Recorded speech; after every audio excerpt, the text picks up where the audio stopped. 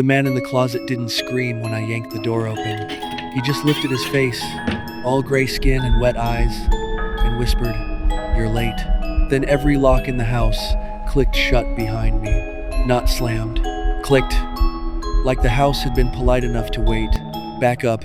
I didn't think I was a monster. That was my whole thing. I didn't hurt people. I didn't break bones. I didn't carry a knife. I entered empty houses. That was the sentence I kept clean in my head. Empty houses. Not homes. Not families. Just rooms nobody was using. Look, I know how that sounds now. Back then, it sounded reasonable. Birch Lane looked perfect. Too quiet. Too staged. Every lawn trimmed short. Every window dark. One house at the end sat with no car in the driveway.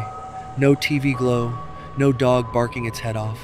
Just a dead porch light and a mailbox stuffed so full the lid hung open. I remember smiling. Yeah, smiling. I thought I'd found a soft target. Then I felt the key in my pocket. I need you to understand this. I did not bring that key. I didn't take it from anyone. I didn't remember finding it, but there it was. Old brass, cold enough to sting. A paper tag tied to it with brown string. No address, no name, just 3 words written in pencil. Try the back. I should have left. I should have thrown it in a storm drain and walked home. Instead, I laughed.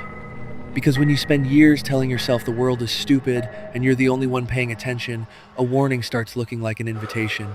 Inside, the air smelled wrong. Not rotten, not dusty, clean, lemon cleaner, warm wood, fresh laundry. Like someone had cleaned the place an hour before I got there. That bothered me. Not enough to leave. Just enough to make me slow down. I checked the kitchen first, then the bathroom, then the hallway closet. Nothing. No photos on the walls. No coats. No shoes by the door. No little signs of a real life. But the house kept feeling less empty the longer I stood in it. The bedroom was at the end of the hall. The door was already cracked open. A thin line of darkness waited inside.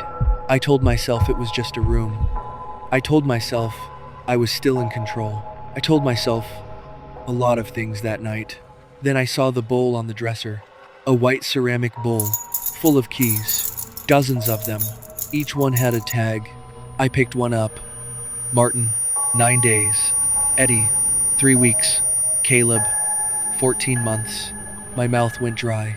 Then the closet breathed. I froze. There's a kind of quiet that feels empty. And there's a kind of quiet that feels occupied. This was the second one. I stepped closer. My hand was shaking so bad the flashlight beam kept jumping off the door. Then a voice came from inside. "Don't turn on the light." It was a man's voice. Thin, dry, almost bored.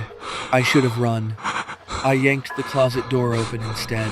He was folded into the corner like he'd been stored there. Bare feet, dirty shirt, a beard grown in patches.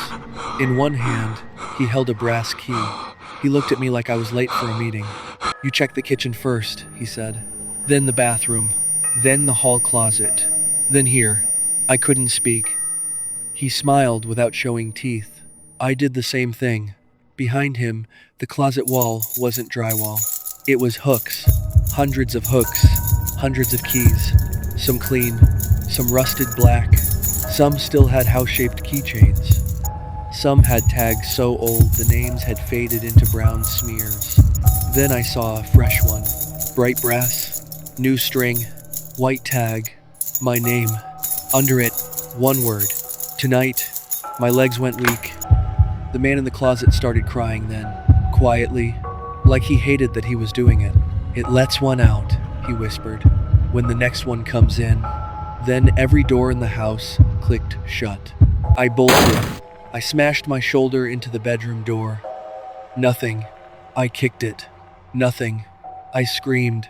The sound died in the carpet. Behind me, the man kept whispering, "Don't take the wrong key. Don't take the wrong key. Don't take the wrong key." The bowl on the dresser began to shake. Every key in it started turning by itself.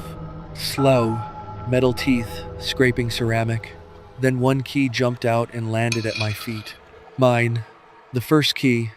The one from my pocket. The tag had changed. It didn't say, try the back anymore. It said, let him out. I don't remember choosing. I just remember running. The bedroom door opened before I touched it. The hallway stretched. The front door sat at the end, small and far away, like a screen inside a screen. I ran until my lungs burned. When I hit the porch, the night air felt fake, flat, painted on. I turned back once. The house was dark. In the upstairs window, the closet man stood with his hand against the glass. Then he stepped backward into the dark, and something behind him waved. I stopped stealing after that. Not because I became good. I didn't. I just became scared. I moved twice, changed locks, slept with every light on. But every few weeks, I wake up with a key in my pocket. Different house, different tag. Last night, the tag said, next house. On the back, in smaller letters, it said, don't be late. So yeah, lock your doors. But if you ever find a key that wasn't there before, don't test it. And if stories like this make you check your closet before bed, subscribe. I've got more tapes. I just hope the next one isn't yours.